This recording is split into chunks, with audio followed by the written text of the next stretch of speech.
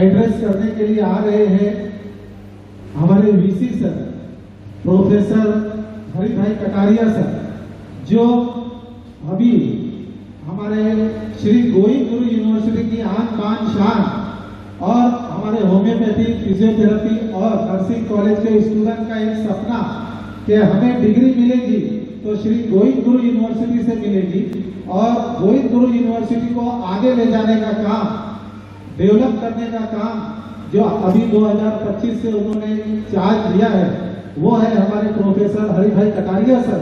तो मैं यहाँ पर आमंत्रित करूंगा आए और हमारे स्टूडेंट्स को आपके शब्दों से एड्रेस करें।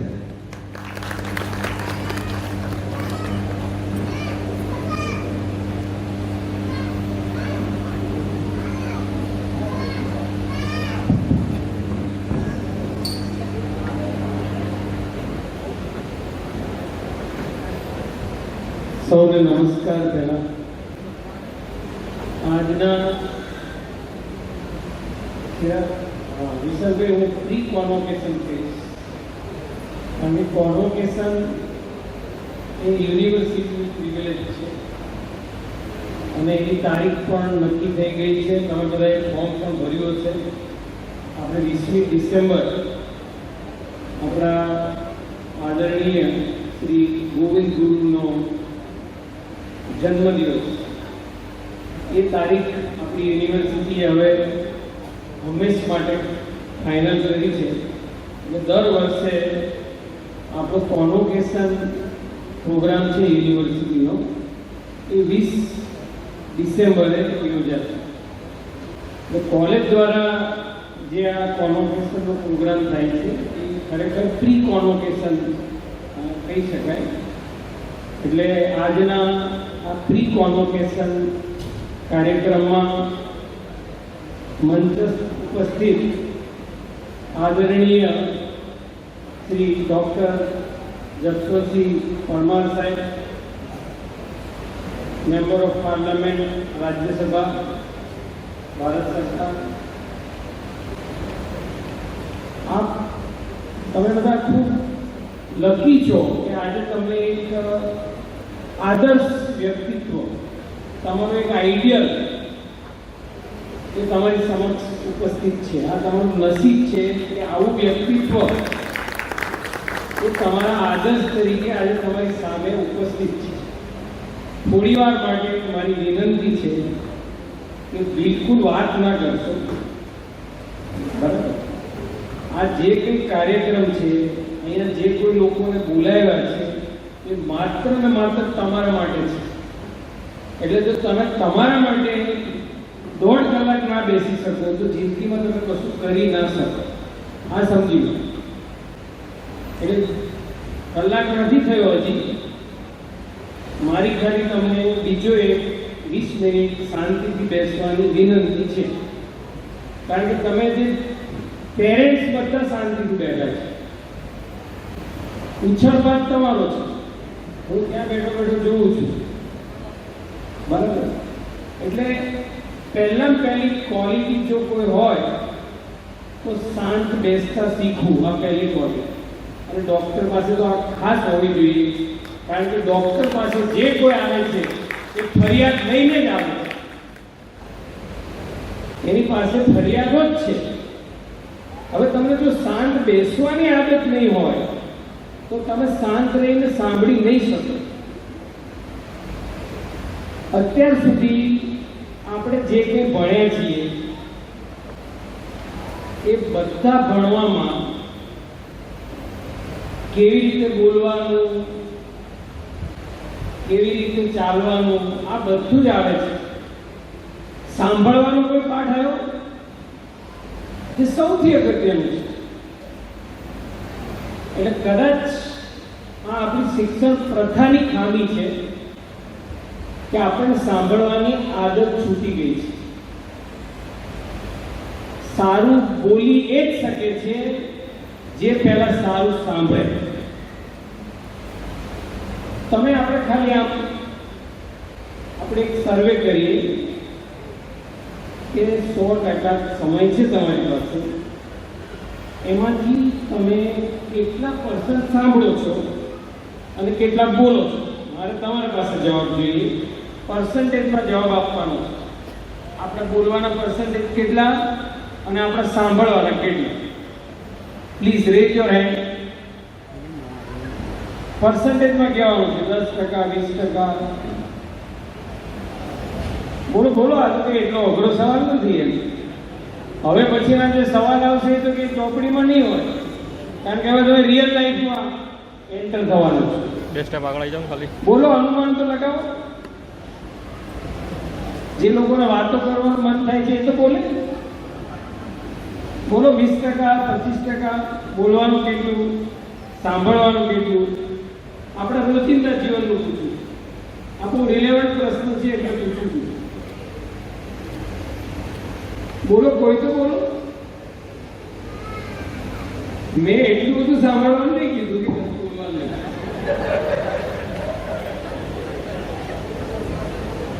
બોલો તો આગળ વધારશે આપણે. બોલો, કેટલા પર્સન્ટ સાંભળવાનું, કેટલું બોલવાનું? ના ના ના, આપણે રૂટીન છે. તમે સવારથી સાંજ સુધીનો આખો તમારો નિત્યક્રમ લઈ લો તો આખા દિવસમાં તમે કેટલા પર્સન્ટ સાંભળો છો, કેટલા પર્સન્ટ બોલો છો? 60% સાંભળવાનું. બોલવાનું આમાં કોઈને કંઈક સુધારો વધારો કરવો છે?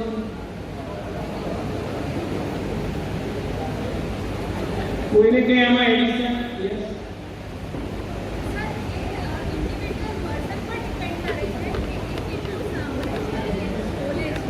નોર્મલ આપણે એબનોર્મલ પર્સનની વાત જ નહીં કરતા. Normal person.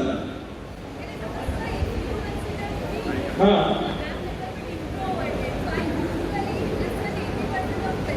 yes, okay. So normally a normal human being listen 80%. So you are normal. 20% બોલવાનું થતું હોય. આ સિદ્ધ થયેલી વસ્તુ છે. કારણ કે તમે ઉઠીને ઊભા થાવ તો બાજુમાં કોઈનો હોર્ન વાગે તો તરત સંભળાશે, કોઈનો ફોન વાગે તો સંભળાશે. એ તમારું સાંભળવાનું તો ચાલુ જ થઈ જાય.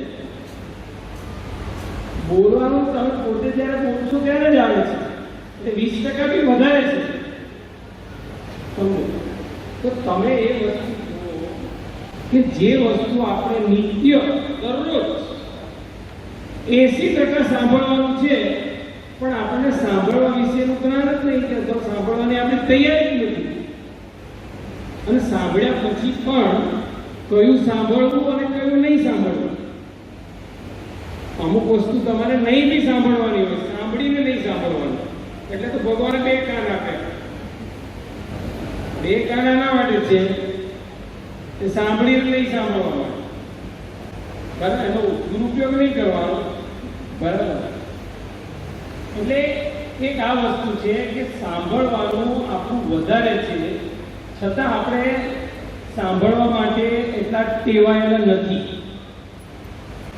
બરાબર. એટલે મારે પહેલા જ કહેવું પડ્યું કે વાતો ના કરતા, નહીં તો આવવાનું કેવું જ ના પડે. તો એક જો શીખવાનું હોય જિંદગીમાં સૌથી વધારે મારા પ્રમાણે, તો તમે જેટલું શાંતિથી સાંભળશો, જેટલું સારું સાંભળશો, તમે જે સાંભળશો એ તમે વિચારશો, અને તમે જે વિચારશો એ તમે થશો. તમને કોઈ પૂછે કે તમે કોણ છો, તો એનો સવાલનો જવાબ બહુ સીધો છે. તમે જે વિચારો છો એ તમે છો. આંખો બંધ કરો, શું વિચાર આવે જો એ તમે છો. તરત જ તમારે સેલ્ફ ટેસ્ટ. અને સેલ્ફ ટેસ્ટ કર્યા પછી તમને તો ખ્યાલ આવી જશે કે મારે શું રિપેર કરવાનું છે, અથવા તો મારા આગળ બધા જે વક્તા છે એ બધા વક્તાઓએ તમને એક આદર્શ ડૉક્ટર બનવા માટેની ટિપ્સ આપી. એટલે મારે એને રિપીટ નથી કરવી, કારણ કે તમે કોઈ પણ વસ્તુ કાઢો તો આમાંથી એક સારો માણસ એ જ સારો ડૉક્ટર બની વેરી ગુડ હ્યુમન બીંગ. વાત કરી માનવતાની, વાત કરી પ્રેમની, વાત કરી કરુણા, બરાબર. આ બધું આમાંથી બજારમાં મળે, વેચાશે મળે કે માનવતા આપણને કિલોના ભાવમાં મળે? ના મળે. તો માનવતા આવે ક્યાંથી? તો માનવતા તમે પ્રેક્ટિસમાં લાવો. સાહેબે શું કીધું કે તમે યુ ઇનકલ્ટિકેટ ધી હેબિટ્સ. તમારામાં એ વસ્તુ તમારી પ્રેક્ટિસમાં લાવો. ખાલી બોલવાથી નહીં થઈ જાય, બરાબર. દર્દી આવે તો તમે એક તો પહેલા ફિઝિકલી અને મેન્ટલી એક ડૉક્ટર તરીકે તમે ફિટ હોવા જોઈએ. અને એનો આદર્શ ઉદાહરણ અહીં સામે છે સાહેબ. મેન્ટલી ફિઝિકલી એકદમ ફિટ. હમણાં દોડવું હોય તમારા બધા કરતું સારું દોડી દેવું, બરાબર. તો પહેલું સુખ તે જાતે નડ્યા. એટલે પહેલા તમારે સૌથી પહેલી કોઈ કાળજી લેવાની હોય તો તમારું તંદુરસ્ત શરીર અને તંદુરસ્ત મન. અને આ બેમાંથી એની મેળે નહીં થાય. આપણી એવી માન્યતા હોય કે આ બધું એમને થઈ જાય, એવું ના હોય. એની પાછળ સમય આપવો પડે. એટલે પહેલો તમે જો તમારું શરીર તમારે સ્વસ્થ રાખવું હોય તો ઓછામાં ઓછો 1 કલાક શારીરિક શ્રમ એ તમારા શરીરનો એક નિયમ બનાવી દેજો. 1 કલાક વેસ્ટ નહીં જાય એની હું ખાતરી આપું છું.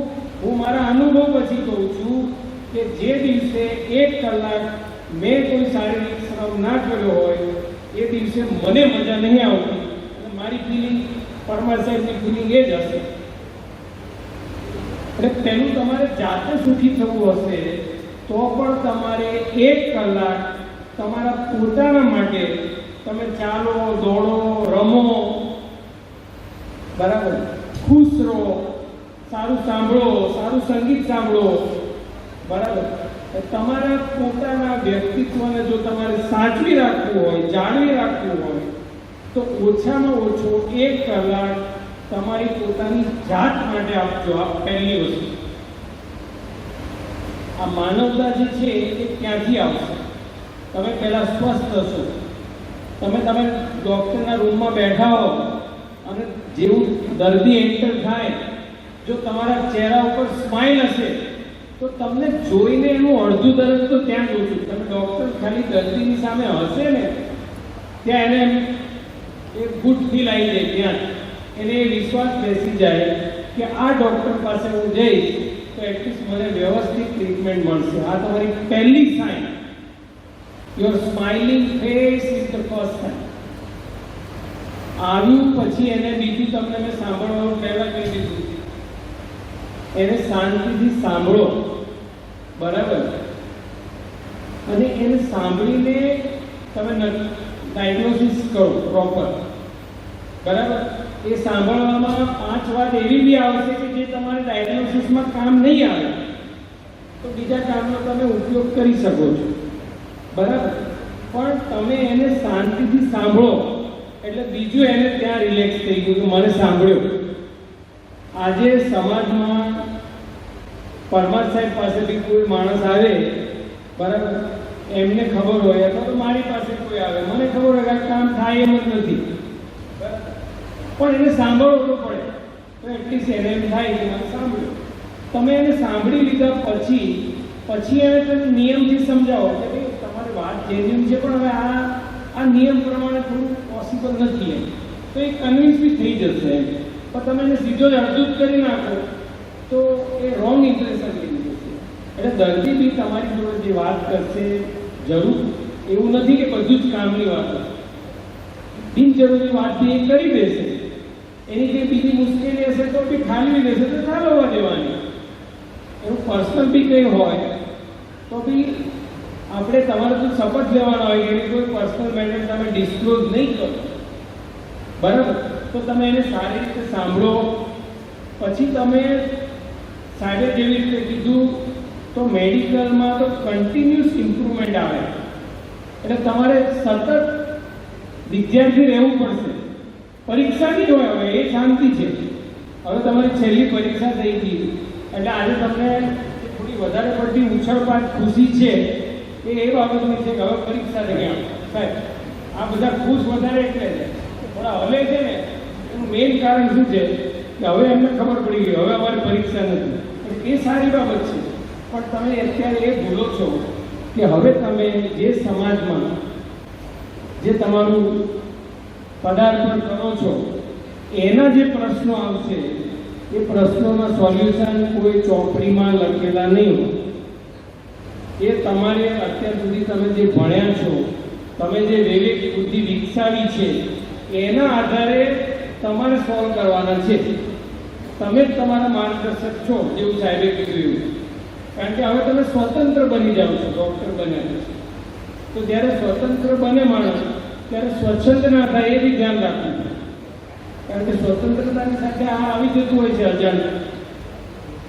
એટલે તમે સ્વચ્છંદ ના બની જાઓ એની કાળજી રાખજો. તમને 5.5 વર્ષ સુધી નહીં પણ તમારા પ્રાઇમરી જુનિયર સિનિયરથી માંડીને તમારા પેરેન્ટ્સે અત્યાર સુધી તમારી સતત કાળજી લીધી છે, બરાબર? એટલે બીજું તમારે ખાસ એ ધ્યાન રાખવાનું છે કે હવે જ્યારે તમે તમારું સામાજિક જીવન શરૂ કરો છો ત્યારે તમારે આ વસ્તુ યાદ રાખવાની છે કે ભાઈ તમે કોકના ખભા પર ઊભા છો એટલે તમે ઊંચા લાગો છો, અને એ ખભો છે તમારા મા બાપનો. એટલે તમે જિંદગી પર્યંત આ એમનું ઋણ છે તમારા ઉપર. મા બાપનું ઋણ કોઈ ઉતારી શકતું નથી, પણ એટલીસ્ટ એમને સંતોષ થાય એ પ્રકારનો તમારો વ્યવહાર રહે, આની બી તમારે કાળજી લેવી પડશે. આ સમય એટલો ફાસ્ટ ચાલે છે, સમયનો પ્રભાવ એટલો છે કે આપણે અત્યારે જોઈએ છીએ કે સમાજમાં શું સ્થિતિ છે. એટલે મારે એનું વર્ણન નથી કરવું, પણ તમે જ્યારે અહીંથી ડિગ્રી લઈને જાઓ છો ત્યારે આ પણ એક વસ્તુ શીખીને જાઓ કે તમારા મા બાપે તમારા માટે ખૂબ ખૂબ યાતનાઓ મુશ્કેલીઓ વેઠી છે. એમણે એમની મુશ્કેલીઓ તમારા સુધી નથી આવવા દીધી, તમને ભણાયા છે. તો જીવન પર્યંત તમે આ વસ્તુનો અહેસાસ તમારામાં રાખો, તમારો વર્તાવ એની જોડે સારી રીતે રાખો. એવી પણ એક આ પ્રસંગે હું તમને ટકોર કરું છું. બીજું, આપણા જીવનની અંદર જો સદ્ગુણો તમારે વિકસાવવા હોય તો એક જ છે કે તમારા માટે કોઈએ બી કામ કર્યું હોય તો એની જરા નોંધ લો. તમે અહીંયા સુધી આવ્યા છો, તમારું આ ગ્રેજ્યુએશન પતી ગયું ત્યાં સુધી, તો અનેક લોકો એવા હશે કે જેણે તમારા જીવનને સ્પર્શ કર્યો હશે, તમારા હૃદયને સ્પર્શ કર્યો હશે.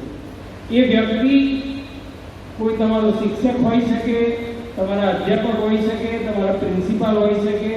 એવા અનેક લોકો તમારા જીવનમાં આવ્યા હશે. જો તમે એને ખાલી યાદ કરશો, એનો જે સદ્ગુણ હતો એ સદ્ગુણને યાદ કરશો, તો આ સદ્ગુણ તમારામાં ટ્રાન્સફર થવાના પૂરેપૂરા ચાન્સ છે. આ ટ્રાન્સફર કરવાની કોઈ દવા નહીં આવતી, તો ડૉક્ટર લખી નાખે હાર્ટ ટેસ્ટ.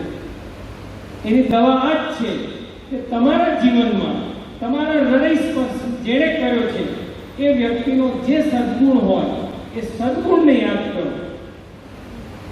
એ સદ્ગુણને યાદ કરવાથી ક્રમશઃ એ આપણા વાણી વર્તનમાં એ આવે, જાણતા અજાણતા.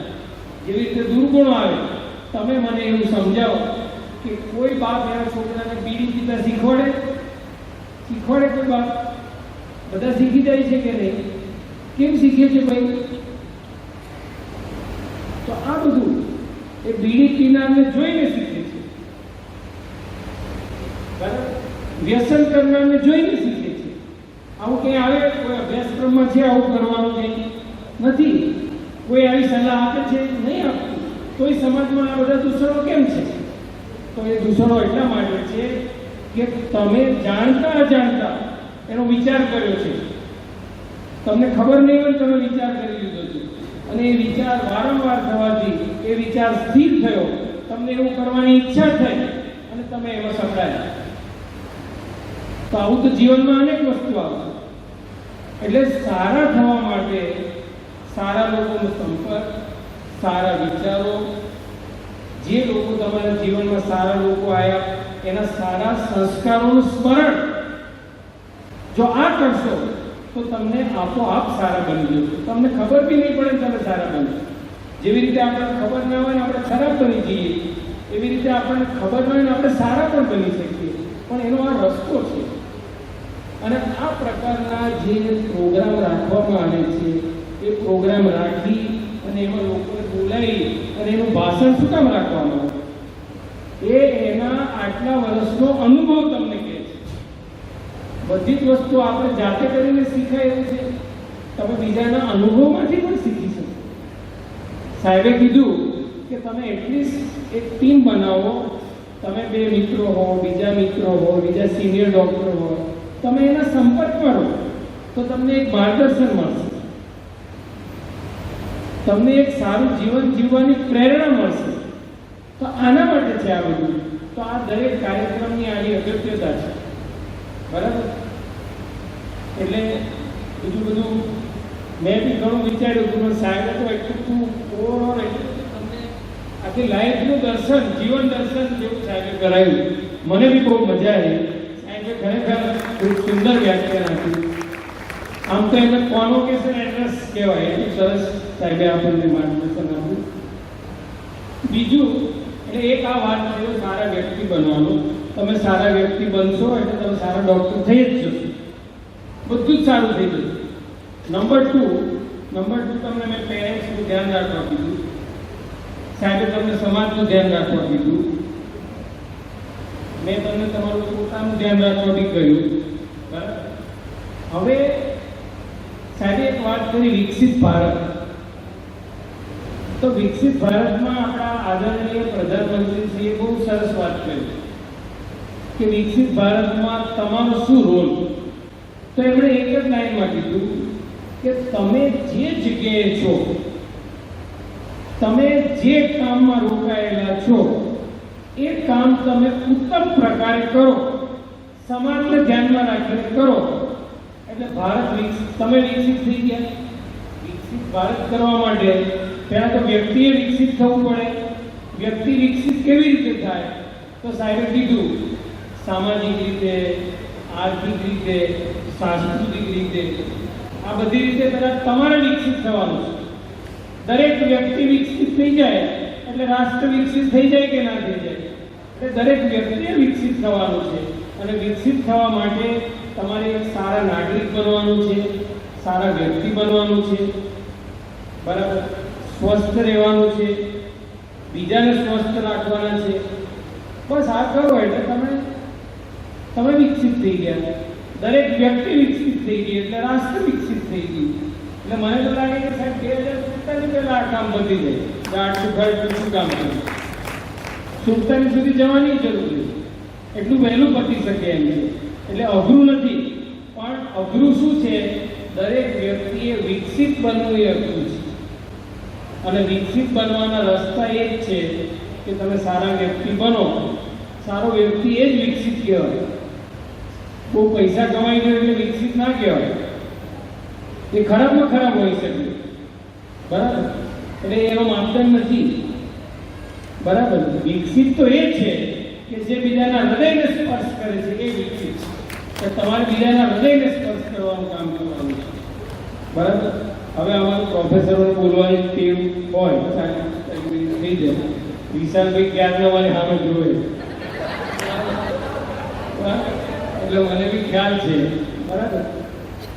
પણ આ તમારા જિંદગીનો ખરેખર ખૂબ અનેરો પ્રસંગ છે કે તમે આટલું ભણ્યા પછી આજે સ્વતંત્ર જીવનની શરૂઆત કરવા જઈ રહ્યા છો. ત્યારે આપ સૌ આ બાબતમાં ખરેખર ગંભીરતાથી વિચારો અને અમલમાં મૂકો. તમારા જીવનમાં સાર્થક કરો એવી શુભેચ્છાઓ. વાલીઓ દૂર દૂરથી આવ્યા છે. બધા વાલીઓનું સ્વાગત છે. ખૂબ ખૂબ અભિનંદન. અને વિશાલભાઈ સોની એ ખરેખર જેટલા દેખાય એટલા જ વિશાળ છે. બરાબર? એટલે અને હું તમને કહું કે ડૉક્ટર સાહેબ મેં પહેલી જ મુલાકાત કશું જ જણાયા વગર મેં શામળાજી હોમિયોપેથિક મેડિકલ કોલેજની સરપ્રાઈઝ વિઝિટ કરી અને મને આજે બોલતા આનંદ થાય છે કે મેં એટલી બધી બીજી ઘણી જગ્યાએ તો બોલી નહીં ગયો, અમુક જગ્યાએ સરપ્રાઈઝ બી કરી છે, પણ મને એ વાતનો સંતોષ થયો કે દરેક ક્લાસ ચાલુ હતા, library, laboratory, everything, all staff member was present, everything was well in order. So I congratulate all the professors sitting here. Actually, these professors and principals are the backbone of this institute. So I take this opportunity to congratulate all dear professors, principals and Vishal Bhai for running this college very regularly. અને છેલ્લે મને જે બોલાયો અને આપ સમક્ષ બે શબ્દો કહેવાની તક આપી એ માટે આયોજનકર્તાઓનો આભાર માનું છું. તમે બધાએ મને આટલું બધું સાંભળ્યા પછી પણ હું મારે જરા વિદ્યાર્થી જેવું એના માટે બી સોરી. ઘણી વાર શું થાય કે થોડું જરા સેટ કરવું પડે સાહેબ, અમારે ટ્રેન્ડ સેટ કરવો, ટ્રેન્ડ સેટ કરવા માટે થોડું શરૂઆતમાં એવું કરવું પડ્યું હોય, એનાથી આપણું દિલ દુભાયું હોય તો માફી માંગુ છું. પણ તમે બધાએ બહુ શાંતિથી સાંભળ્યો માટે આપનો ખૂબ ખૂબ આભાર. Thank you so much sir. Sir આ સ્ટેજ, માઇક, આ સમય બધું જ તમારું હતું અને અમે આપને આટલા નજદીકથી આજે સાંભળ્યા અને તમારા આશીર્વચન અમારા દરેક વિદ્યાર્થીને મળ્યા તેના માટે ખૂબ ખૂબ આભાર.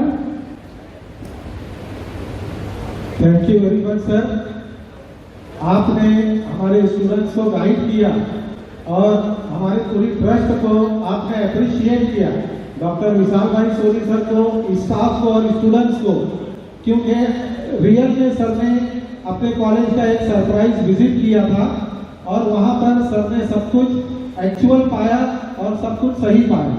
एक चीज और भी बोल दूं सर आपको कि national commission for homeopathy new Delhi की तरफ से पूरे हिंदुस्तान में जब परमिशन का समय आता है तो इंस्पेक्शन भी सरप्राइज होता है और लास्ट ईयर में जब सरप्राइज इंस्पेक्शन हुआ तो शामळाजी कॉलेज ऐसा कॉलेज था जो पूरे गुजरात में सेकंड परमिशन हासिल करने वाला था. तो वो लोगों ने भी सरप्राइज विजिट किया और हमारे कॉलेज को पूरा यानी सेटिस्फाइड किया और नॉर्मल पाया और जब उन्होंने परमिशन इश्यू किया तो पूरे गुजरात में हम लोग सेकंड नंबर पर थे.